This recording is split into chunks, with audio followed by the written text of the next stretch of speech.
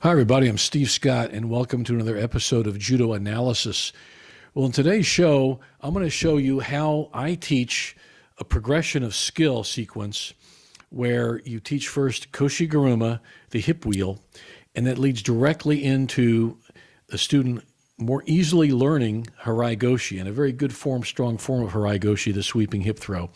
There is a natural hookup here, a natural linkage of skill from Koshi Guruma directly to Harai Goshi. And a lot of times I will teach, and have Pat for many years, we'll teach the Koshi Guruma first, and then we go quickly right into Harai Goshi, and the students get it very well, and they get it with a good mastery of skill pretty quick.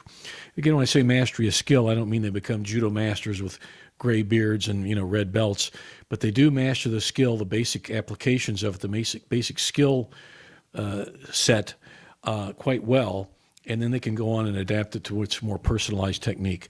So this progression of skill from Koshi Guruma to Harai Goshi is fantastic for a new student or a mid-level student to learn, or for anybody to learn. If you haven't done it yourself, hey, this is a great time to start. So, and coaches, Koshi Guruma leads right to Harai Goshi.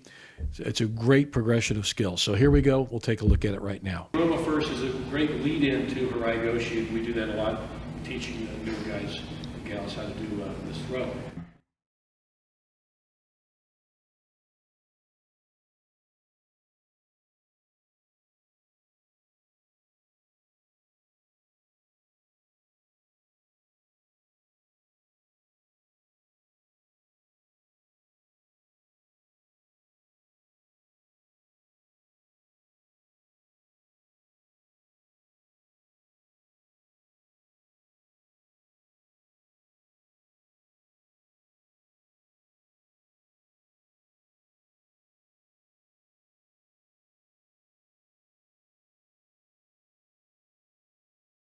Guys, we're going to work on, we're going to do a two-step thing here. We're eventually going to do Harai Goshi. We're going to start with Koshi Guruma, hip wheel. And I think for new people learning Harai Goshi, this is an ideal way for new people to learn Harai Goshi, so that's why we're doing it here tonight. So we're going to do Koshi Guruma, hip wheel. It's a different, you'll see the differences in a moment. Basically what Derek's going to do, he's going to break your posture, he's going to break his muscle. Really emphasize, because later on you'll see how much importance this plays, okay? Really see how he's pulling here and he's rolling it up, and he's like he's looking at a wristwatch, okay? See the elbows cocked up nice and high there? So he's really pulling, all right? I like to say pull him out of his feet if you can, okay? It's kind of a goofy phrase, but it makes you, maybe helps you remember. And he's got him popped up there. All right, now what he's going to do, he's going to turn into the throw, and as he does, he's going to grab here, and he grabs, you can grab pretty much anywhere, but if you grab here at the jacket, he's just controlling the shoulder. See how he's pulled it right on his hip, okay? And, turn around here, guys. You see that? And what he's going to do as he pulls over, he's going to look away and he's going to pull. Watch how he throws it. He's going to throw him right in front of him, right there. It's fast, very fast. When I say tight, tight in a good way, compact turn. And it's called Koshi Guruma. You're wheeling him over your hip. It's a big wheeling motion. You see how he's wheeling him over the hip. When he comes in, he doesn't quite as much with his hip, and he sweeps more with his leg. And that's the Harai Goshi action. You'll see that in a moment. But let's get good first at the Harai, or the Koshi Guruma, the hip wheel. One more time, we'll practice. Okay, break the balance, pop up. Now, as you get good at it, you'll get good at moving and everything. We're learning it stationary here for the basics of it. You'll get good at moving into it, different directions. But right now, let's do this where it's stationary, okay? Okay, let's take another look here at the finish of your Koshi Guruma, because it's important. We will eventually work this into Harai Goshi, but how you balance yourself at the end of the throw is important. You just don't want to land on them out of control. When you throw them, you want to throw with control. And just figure like you're hitting a baseball, and when you hit a baseball, you still stop here, do you? You follow through, right? Because you got to get the follow through, because you want it to go hard and far and fast. Well, when you throw somebody, you want to throw them hard, you want to throw them with control, okay? And this is what we call the kime, or the focus, or the finish of the throw. Some people call it zanshin, but I've always called it kime, and it means to finish it, okay? So when Derek throws here, He's going to throw, and when he throws, he's going to stay, he's not going to pull up necessarily. He's going to throw him, and he's just going to stay in control at the very end. That's really important because he may want to go into an arm lock or some kind of a hold down, something else, but he wants to have control at the very end of the throwing technique. So go ahead and demo. So the thing to remember is your lapel hand, you're going to drive through with it, okay? So as I step in, boom, knock up, catch. Everything else is the same, but now this hand's going to come down and point where I want him to land, okay? See, by doing that, it helps him rotate through, and he puts it right in front of him. I don't want to necessarily throw him way out here without control. I want to put him right there at the bottom of my feet, where it's very convenient for me to do something to follow up. And I'm not dropping him on his head, everybody. Just because he's going straight down does not mean he's not guided and he's not under control. It's the exact opposite. I'm using my arm to make sure he goes right where I want him to.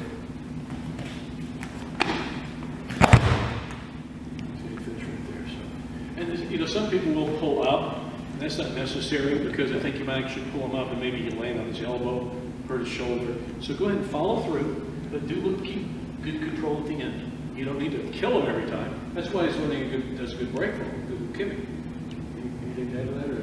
It's the same thing. It's a standing spin and pin or spin and stretch drill, okay? That's why we have that drill, so that you can do it over and over again and practice the follow through to the arm lock without killing your partner by throwing them over and over again. This is the standing version of it. You should be able to go right into that arm lock or right into the pin, okay? But you only get that by learning how to have the control to throw and stay standing.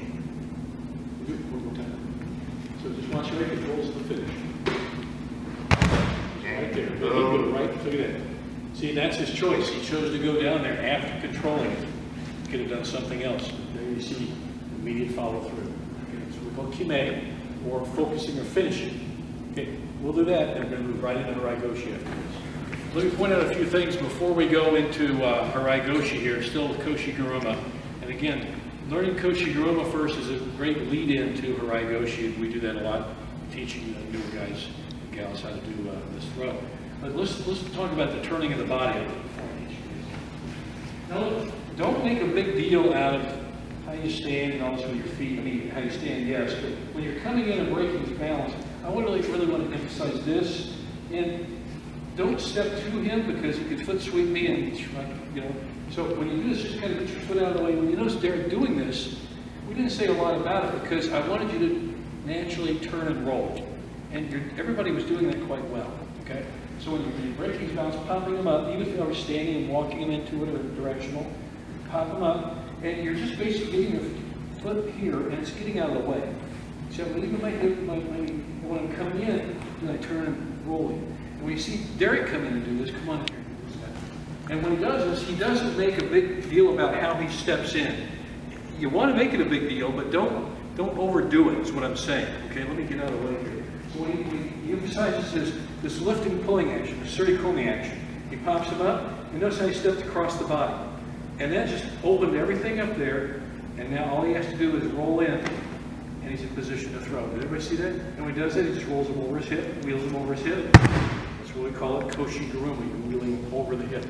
Don't make him a too big of a deal. Some people try to jack a guy up and use that. You don't necessarily have to jack him up, just rotate him over your body and by pulling and lifting up, okay? So there you have that. If you do it that way, you're going to lead right into a really, really good way of doing Harai Goshi here. So let's look at this. Do it again. And again, as you get good at these, you know, eventually you want to walk him into the Koshi Guruma with moving, but right now we're doing basics. We're doing stationary, okay?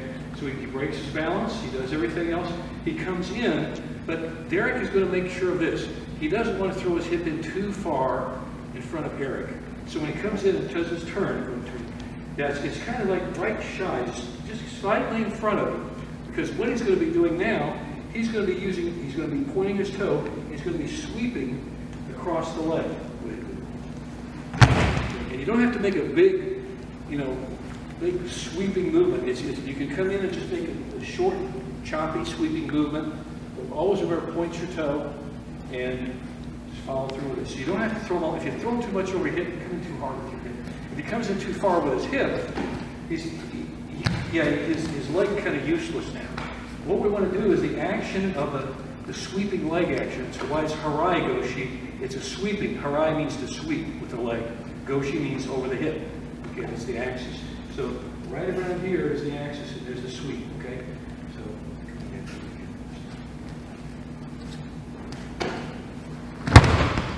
and it's the action. You notice when he swept, he pointed his toe and his head down, his foot up. Okay, it doesn't have to be a big reaping motion. You don't have to make a big deal out of this. When you're coming in, you don't have to do this. Maybe that looks, some guys might like to do that. What I want to do really is just get it here, and I'm going to sweep just in front there. It's a fast harai, it's a fast sweep. And the faster the sweep, the more momentum you'll have. There you go, okay? What you're doing is adding more power to the hip throw by sweeping the legs. This is a good way to learn it from, Koshi Guruma, right into Harai Goshi. Okay.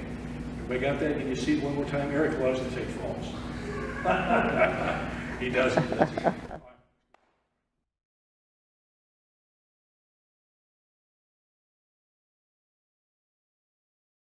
Hi, everybody. Hey, these videos are free to watch, but they're not free to make. And any help you can give us financially is really appreciated. The best way to do that is to go to our Welcome Mat online store and look at what we have for sale and buy some of that stuff. It really does help us. It helps make these videos, and also it helps keep the gym going, and that's where we do the videos. That's where we film our videos. So, hey, thanks so much, and we do appreciate your support, and we appreciate you watching.